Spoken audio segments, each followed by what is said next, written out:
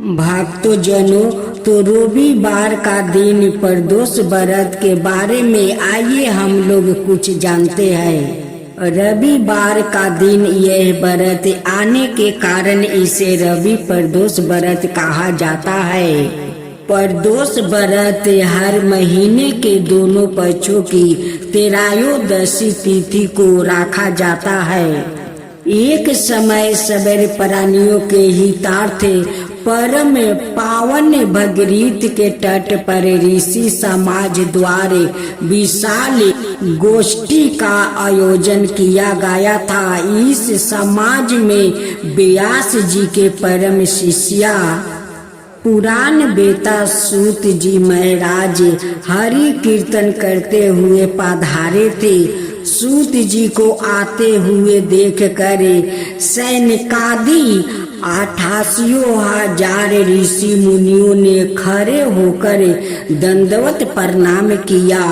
महाज्ञानी सूत जी ने भक्त भाव से ऋषियों को हृदय से लगाया और आशीर्वाद दिया।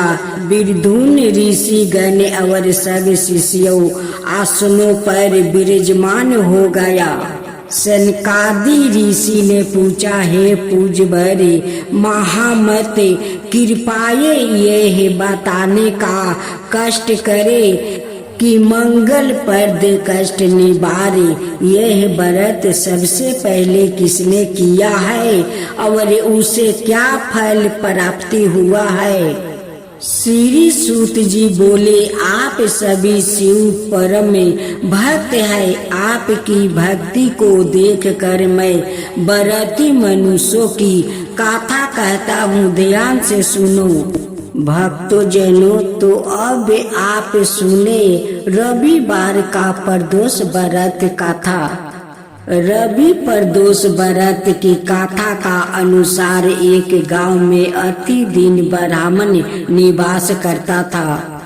उसकी साध्वी स्त्री प्रदोष व्रत किया करती थी।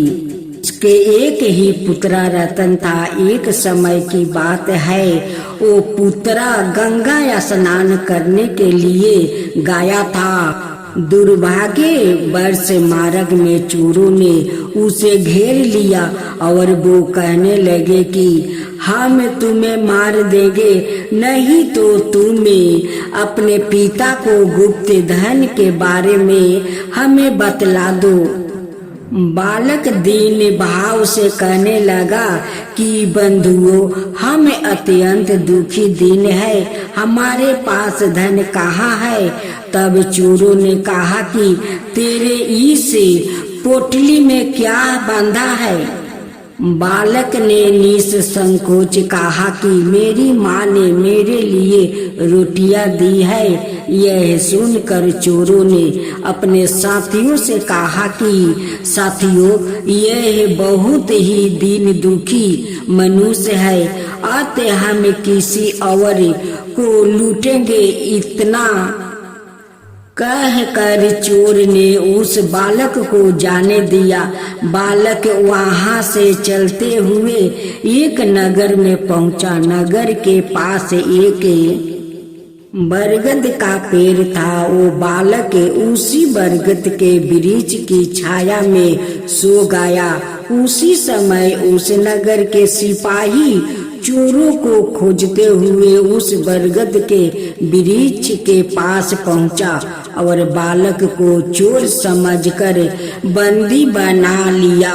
राजा के पास ले गए। राजा ने उसे कारावास में बंद करने का आदेश दे दिया। ब्राह्मणी का लड़का जब घर नहीं लौटा तब उसे अपने पुत्रा की बड़ी चिंता हुई। अगले दिन प्रदोष व्रत था।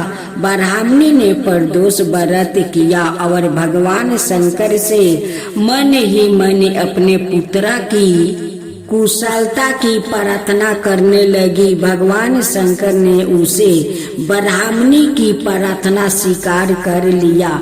उसी रात भगवान शंकर ने उसे राजा को सपने में आदेश दिया कि वो बालक चोर नहीं है, उसे परात काल छोड़ दे, अनाथ उसका सारा रजिया वैभव नष्ट हो जाएगा। परात काल राजा ने शिव जी की आज्ञा अनुसार उस बालक को करवास से मुक्त कर दिया। बालक ने अपनी सारी कहानी राजा को सुनाई। सारा वृत्तांत सुनकर राजा ने अपने सिपाहियों को उस बालक के घर भेजा और उसके माता पिता को राज दरबार में बुलवाया। उसके माता पिता बहुत ही भयभीत थे। राजा ने उन्हें भयभीत देखकर कहा कि आप भयभीत ना हो, आपका बालक निर्दोष है। राजा ने ब्राह्मण को 5 गांव दान में दिया, जिससे कि वो सुख पूर्वक अपना जीवन व्यतीत कर सके। भगवान शिव की कृपा से ब्राह्मण का परिवार आनंद से रहने लगा। अत जो मनुष्य रवि पर दोष व्रत को करता है वो सुख पूर्वक और निरोगी होकर अपना पूरा जीवन व्यतीत करता है और उसके जीवन में सुख शांति आती है। आज बुधवार का दिन सुने खूब सुंदर गणेश भगवान की कथा। गणेश भगवान की जय हो, गणेश भगवान की जय हो। एक गांव था। उस गांव में एक ब्राह्मणी माँ बेटी रहा करती थी। ब्राह्मणी बहुत गरीब थी। उस ब्राह्मणी के पास कुछ फसल उगाने वाला जमीन था। एक उनकी द्वार पर गाय थी। ब्राह्मणी का पास इतना धन नहीं था कि वो हर और बैल लेकर अपना खेत को चाष कर सके। माँ बेटी खेत में जाकर खुद अपना हाथ से माटी कुदाल से खोदती, उस मिट्टी पर बीज डाल देती, लेकिन फसल अच्छा नहीं होता। एक दिन ब्राह्मणी अपना बेटी से कहती है कि देख बेटी, हम लोग इतना खेत में खटते हैं, फिर भी हम लोग का खेत में अच्छा फसल नहीं होता है। देख आसपास के खेत में कितना सुंदर फसल हुआ है। उनकी बेटी अपना माँ से कहती है कि माँ, वो लोग अपना खेत में बहुत कुछ डालते हैं, इसलिए वो लोग का खेत में इतना सुंदर फसल होते हैं। हम लोग के पास तो इतना धन नहीं है कि हम लोग खेत में कुछ सार डाल सके कि हम लोग के भी फसल अच्छा होते। लेकिन हम लोग क्या करें, हम लोग तो मजबूर है, खुद पेट नहीं भर सकते हैं तो खेत में खाद कहाँ से डालेंगे माँ। ब्राह्मणी इसी बात को लेकर बहुत चिंता करती थी कि मेरे घर में एक बेटी है, हम लोग का तो शुद्ध पेट नहीं भरता है, हम अपना बेटी का शादी कैसे कर सकूंगी। फिर दूसरा दिन माँ बेटी खेत में जाती है और खेत का फसल देखकर ब्राह्मणी बहुत उदास हो जाती है। कहती है कि हे विघ्नहर्ता, मुझसे क्या भूल हो गया है, सभी का खेत में इतना सुंदर फसल होता है, हम लोग का खेत में क्यों नहीं होता है। ये विघ्नहर्ता, तू तो विघ्नहर्ता है, सबको दुख हरता है, हम लोग का दुख क्यों नहीं सुनता है, क्यों नहीं देखता है। ब्राह्मणी का द्वार पर जो एक गाय थी, वो गाय को शुद्ध अन्न नहीं मिलता था, उसलिए गाय शुद्ध दूध नहीं दे रही थी। कभी 1 पाव देती तो कभी आधा केजी देती। वही माँ बेटी कभी पी लेती तो कभी उसमें चावल डालकर खीर बना लेती। माँ बेटी दोनों खेत से आकर हाथ पाँव धो रही थी। उस दिन उनकी बेटी खीर बनाई थी। वो जैसे हाथ पाँव धो रही थी वैसे विघ्नहर्ता गणेश एक बालक का रूप धारण करते हुए आकर गेट ठकठकाने लगा। अब तो ब्राह्मणी कहती है, कौन निस्तनिया आकर दरजा पीटने लगा।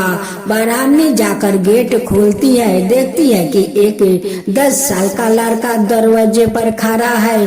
कहने लगी कि यारे निस्तनिया, तू क्यों गेट पीट रहा है, हम माँ बेटी अभी अभी तो खेत से आकर हाथ पैर धो रहे थे।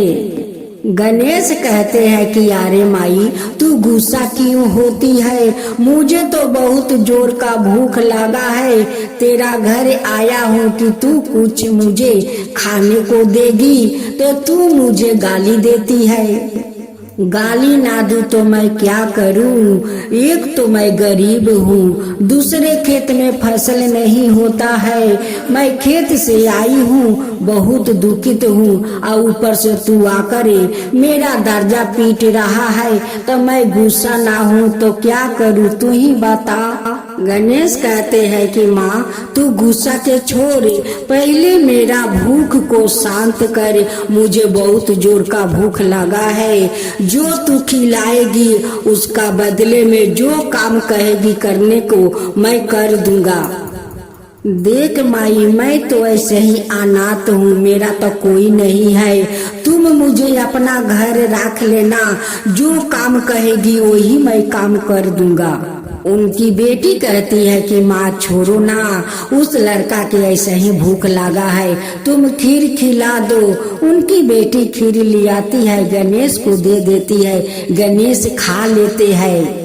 गणेश जी खीर खा लेते हैं और चुटकी बजाकर सारा घर के काम कर लेते हैं। वो लोग के साथ गणेश जी खेत में जाते हैं, खेत में काम भी करते हैं। ब्राह्मणी काम करते करते थक जाती है, वो सो जाती है। गणेश सुबह उठकर चुटकी बजाकर सारा काम कर लेते हैं, खेत में जाकर काम करके चले आते हैं। जब ब्राह्मणी उठती है तो कहती है कि अरे गणेश तू तो सारा काम कर लिया रे, कब तू उठा, देख मेरा तो अंगी लाग गया था और तू सारा काम कर लिया। गणेश कहने लगे कि माई मैं घर से खेत तक काम कर लिया है। ब्राह्मणी कहती है कि गणेश तू इतना छोटा होकर इतना तू फुर्ती है कि घर के सारा काम साफा कर दिया, खेत में जाकर काम भी कर लिया। तब गणेश कहते हैं कि माई अब जाकर अपना खेत देख कर माँ बेटी आओ। ब्राह्मणी कहती है कि गणेश खेत में ऐसा क्या हो गया है कि तू कहता है कि माई तू माँ बेटी जाकर खेत देख कर आओ। ब्राह्मणी कहती है कि गणेश तेरा हाथ में तो जादू है, तू इतना सफैया काम करता है, तेरा खेत में खटने से मेरा खेत में फसल अच्छा होता है, तेरा हाथ में तो चमत्कार है।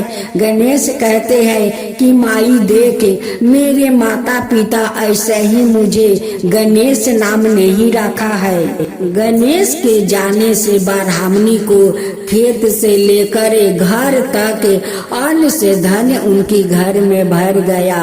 एक दिन उनकी बेटी कहती है कि माँ ये लड़का कोई मामूली लड़का नहीं लगता है, माँ देखो हम लोग सोए हुए रहते हैं और वो कब न कब उठकर देखो घर के सारा काम कर लेता है, खेत में कब जाता है कब काम करता है, हम लोग के पता नहीं चलता है माँ, ये कोई आम लड़का नहीं लगता है माँ। ब्राह्मणी का बेटी कहती है कि माँ आज रात को हम लोग सोने के नाटक करेंगे और इस लड़का को देखेंगे कि कब उठता है, कब काम कर लेता है, कब खेत में जाकर काम करता है, ये देखना है माँ, हमें देखना है।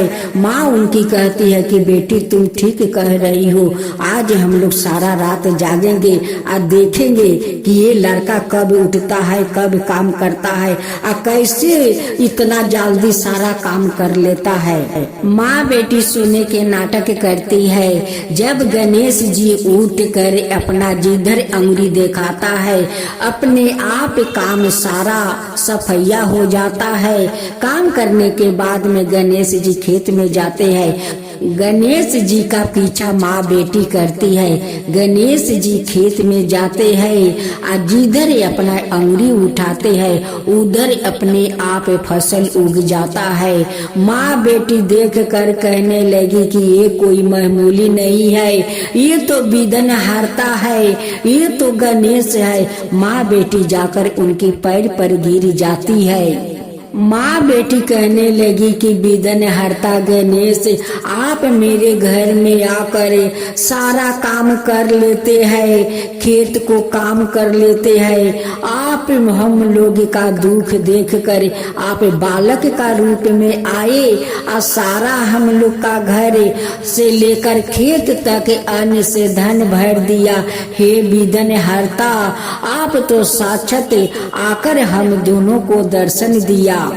ब्राह्मणी कहती है कि हे गणेश भगवान, जो हमसे भूल हो गया है मुझे क्षमा कर देना। मैं ना जाने कैसे कैसे आपको बात कह दिया, कितना सारा गालियां दे दिया, लेकिन गाली सुनकर आप दुखित नहीं हुआ। आप तो साक्षात भगवान है।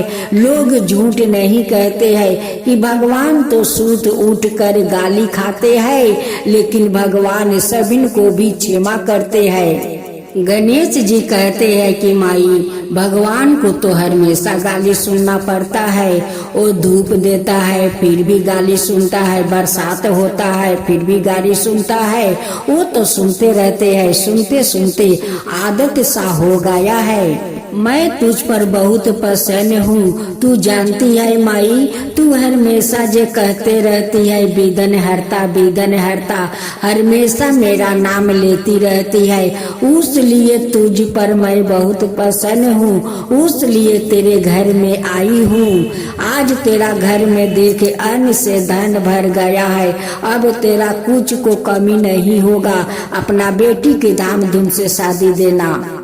हे विघ्न हरता गणेश भगवान, जैसे आप उस बुढ़िया का घर में आकर उनकी सारा दुख दूर कर दिया, वैसा ही सबका घर में जाइए और सबिन को दुख हर लीजिए। हे विघ्न हरता, सबिन को दुख हर लीजिए। जय गणेश जय गणेश जय गणेश जय गणेश देवा, माता जानकी पार्वती पिता महादेवा।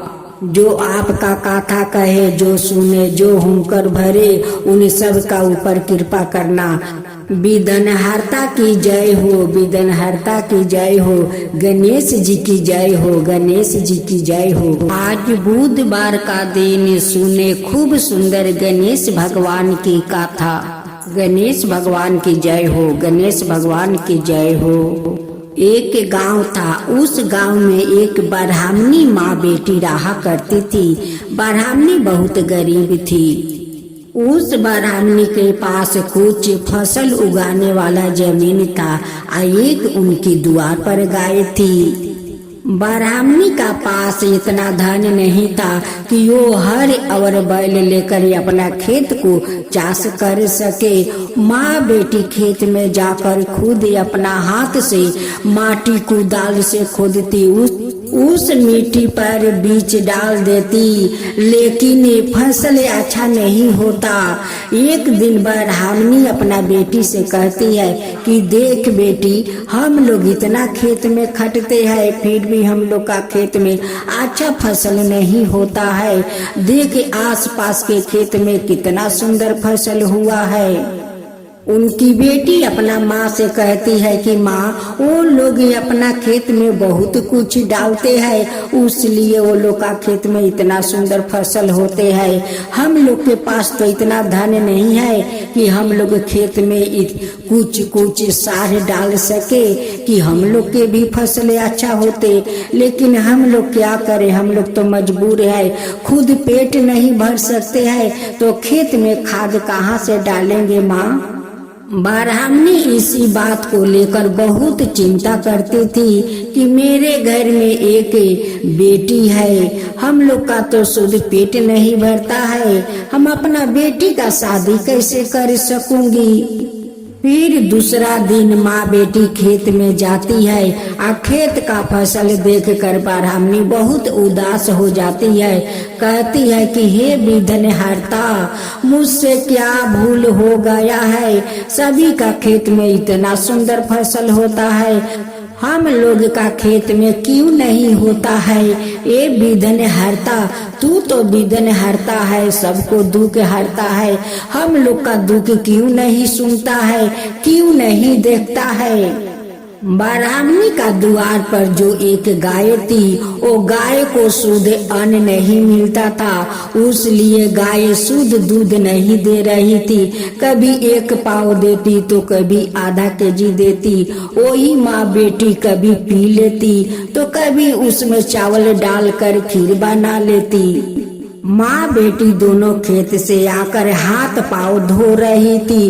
उस दिन उनकी बेटी खीर बनाई थी। वो जैसे हाथ पाँव धो रही थी वैसे विघ्नहर्ता गणेश एक बालक का रूप धारण करते हुए आकर गेट ठकठकाने लगा। अब तो ब्राह्मणी कहती है, कौन निस्तनिया आकर दरजा पीटने लगा। ब्राह्मणी जाकर गेट खोलती है, देखती है कि एक 10 साल का लड़का दरवाजे पर खड़ा है। कहने लगी कि अरे निस्तनिया, तू क्यों गेट पीट रहा है? हम माँ बेटी अभी अभी तो खेत से आकर हाथ पैर धो रहे थे। गणेश कहते हैं कि अरे माई, तू गुस्सा क्यों होती है? मुझे तो बहुत जोर का भूख लगा है। तेरा घर आया हूँ कि तू कुछ मुझे खाने को देगी तो तू मुझे गाली देती है। गाली ना दूं तो मैं क्या करूं? एक तो मैं गरीब हूँ, दूसरे खेत में फसल नहीं होता है। मैं खेत से आई हूँ, बहुत दुखित हूँ, और ऊपर से तू आकर मेरा दर्जा पीट रहा है तो मैं गुस्सा ना हूँ तो क्या करूँ, तू ही बता। गणेश कहते हैं कि माँ, तू गुस्सा के छोड़, पहले मेरा भूख को शांत कर। मुझे बहुत जोर का भूख लगा है। जो तू खिलाएगी उसका बदले में जो काम कहेगी करने को मैं कर दूंगा। देख माई, मैं तो ऐसे ही अनाथ हूँ, मेरा तो कोई नहीं है। तुम मुझे अपना घर रख लेना, जो काम कहेगी वही मैं काम कर दूंगा। उनकी बेटी कहती है कि माँ छोड़ो ना, उस लड़का के ऐसे ही भूख लगा है, तुम खीर खिला दो। उनकी बेटी खीर ले आती है, गणेश को दे देती है। गणेश खा लेते हैं। गणेश जी खीर खा लेते हैं और चुटकी बजाकर सारा घर के काम कर लेते हैं। वो लोग के साथ गणेश जी खेत में जाते हैं, खेत में काम भी करते हैं। ब्राह्मणी काम करते करते थक जाती है, वो सो जाती है। गणेश सुबह उठकर चुटकी बजाकर सारा काम कर लेते हैं, खेत में जाकर काम करके चले आते हैं। जब ब्राह्मणी उठती है तो कहती है कि अरे गणेश, तू तो सारा काम कर लिया रे, कब तू उठा? देख मेरा तो अंगी लग गया था और तू सारा काम कर लिया। गणेश कहने लगे कि माई, मैं घर से खेत तक काम कर लिया है। ब्राह्मणी कहती है कि गणेश, तू इतना छोटा होकर इतना तू फुर्ती है कि घर के सारा काम साफा कर दिया, खेत में जाकर काम भी कर लिया। तब गणेश कहते हैं कि माई, अब जाकर अपना खेत देख कर माँ बेटी आओ। ब्राह्मणी कहती है कि गणेश, खेत में ऐसा क्या हो गया है कि तू कहता है कि माई तू माँ बेटी जाकर खेत देख कर आओ। ब्राह्मणी कहती है कि गणेश, तेरा हाथ में तो जादू है, तू इतना सफैया काम करता है। तेरा खेत में खटने से मेरा खेत में फसल अच्छा होता है, तेरा हाथ में तो चमत्कार है। गणेश कहते हैं कि माई देख, मेरे माता पिता ऐसे ही मुझे गणेश नाम नहीं रखा है। गणेश के जाने से ब्राह्मणी को खेत से लेकर घर तक अन्न से धन उनकी घर में भर गया। एक दिन उनकी बेटी कहती है कि माँ, ये लड़का कोई मामूली लड़का नहीं लगता है। माँ देखो, हम लोग सोए हुए रहते हैं और वो कब न कब उठकर देखो घर के सारा काम कर लेता है, खेत में कब जाता है कब काम करता है, हम लोग के पता नहीं चलता है। माँ, ये कोई आम लड़का नहीं लगता है। माँ ब्राह्मणी का बेटी कहती है कि माँ आज रात को हम लोग सोने के नाटक करेंगे और इस लड़का को देखेंगे कि कब उठता है, कब काम कर लेता है, कब खेत में जाकर काम करता है। ये देखना है माँ, हमें देखना है। माँ उनकी कहती है कि बेटी तुम ठीक कह रही हो, आज हम लोग सारा रात जागेंगे और देखेंगे कि ये लड़का कब उठता है, कब काम करता है और कैसे इतना जल्दी सारा काम कर लेता है। माँ बेटी सोने के नाटक करती है। जब गणेश जी उठ कर अपना जिधर अंगुरी दिखाता है, अपने आप काम सारा सफैया हो जाता है। काम करने के बाद में गणेश जी खेत में जाते हैं। गणेश जी का पीछा माँ बेटी करती है। गणेश जी खेत में जाते हैं और जिधर अपना अंगुरी उठाते हैं उधर अपने आप फसल उग जाता है। माँ बेटी देख कर कहने लगी कि ये कोई मामूली नहीं है, ये तो बिदन हारता है, ये तो गणेश है। माँ बेटी जाकर उनके पैर पर गिर जाती है।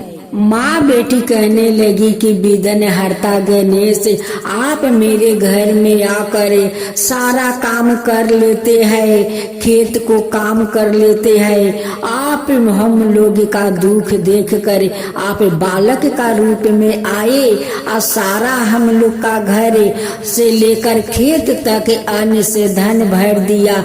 हे बिदन हरता, आप तो साक्षात आकर हम दोनों को दर्शन दिया। ब्राह्मणी कहती है कि हे गणेश भगवान, जो हमसे भूल हो गया है मुझे क्षमा कर देना। मैं ना जाने कैसे कैसे आपको बात कह दिया, कितना सारा गालियां दे दिया, लेकिन गाली सुनकर आप दुखित नहीं हुआ। आप तो साक्षात भगवान है। लोग झूठ नहीं कहते हैं कि भगवान तो सूत उठ कर गाली खाते हैं, लेकिन भगवान सभी को भी क्षमा करते हैं। गणेश जी कहते हैं कि माई, भगवान को तो हमेशा गाली सुनना पड़ता है। वो धूप देता है फिर भी गाली सुनता है, बरसात होता है फिर भी गाली सुनता है। वो तो सुनते रहते हैं, सुनते सुनते आदत सा हो गया है। मैं तुझ पर बहुत प्रसन्न हूँ, तू जानती है माई, तू हमेशा जे कहते रहती है बिदन हरता बिदन हरता, हमेशा मेरा नाम लेती रहती है। उस लिए तुझ पर मैं बहुत प्रसन्न हूँ, उस लिए तेरे घर में आई हूँ। आज तेरा घर में देख अन्न से धन भर गया है, अब तेरा कुछ को कमी नहीं होगा। अपना बेटी के धाम-धूम से शादी देना। हे बिदन हरता गणेश भगवान, जैसे आप उस बुढ़िया का घर में आकर उनकी सारा दुख दूर कर दिया, वैसे ही सबका घर में जाइए और सबिन को दुख हर लीजिए। हे बिदन हरता, सबिन को दुख हर लीजिए। जय गणेश जय गणेश जय गणेश जय गणेश देवा, माता जानकी पार्वती पिता महादेवा। जो आपका कथा कहे, जो सुने, जो हुंकर भरे, उन सब का ऊपर कृपा करना। बिदन हरता की जय हो, बिदन हरता की जय हो, गणेश जी की जय हो, गणेश जी की जय हो। जय गणेश जय गणेश जय गणेश देवा, माता जानकी पार्वती पिता महादेवा। जय गणेश जय गणेश जय गणेश देवा, एक दांत दयावंत चार भुजधारी, मस्तक सिंदूर सोहे मूस की सवारी। जय गणेश जय गणेश जय गणेश देवा, माता जानकी पार्वती पिता महादेवा। अंधन को आँख देते, कोढ़ियन को काया, बाजिन को पुत्र देते, निर्धन को माया। जय गणेश जय गणेश जय गणेश देवा, माता जानकी पार्वती पिता महादेवा। हार चढ़े फूल चढ़े और चढ़े मेवा, लड्डुअन का भोग लगे संत करे सेवा।